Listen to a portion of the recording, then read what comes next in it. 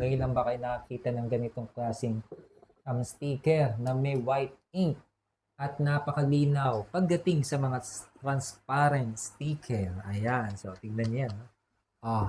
Napakalinaw po ng detalye niyan, mga Lodi Cake, sir, mga sir. Ngayon, papakita ko sa inyo kung gaano rin katibay at ka-waterproof yung ating mga ganitong klaseng sticker. So, ngayon, meron ako ditong 500 ml na tubig at meron tayong UV print sticker na pinirin sa transparent vinyl sticker. Alright, so lululob natin. Lululob natin yan.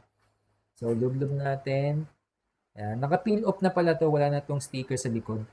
Yan. The backing niya. Yan. Iniwan ko lang. Siguro mga 10 seconds natin ilublob dito. Sabay-sabay natin bilangin. 1, 2, 3, 4, 10. Diba? Naka-fast forward yun. Kaya ngayon, check natin. Ayan.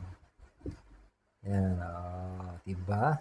Titignan natin ngayon yung quality na sticker na to. Wala naman ito pinagkaiba sa vinyl sticker, no? Na ginagamit sa mga large format, sa mga digital, mga inkjet printer, no? Yung mga ganitong klase. So, pinakita ko lang sa inyo yung ganitong klaseng printout na ginagamit na sa mga packaging label. At kakaiba kasi yung printout nito. Papakita ko sa inyo kung bakit kakaiba yung mga ganitong klaseng printout sa ating mga packaging label. So, waterproof din naman siya, kung titingnan nyo. At hindi rin talaga siya, mabilis.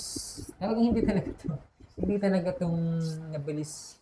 Hindi talaga. Talagang hindi talaga to kukupas. Mabubura.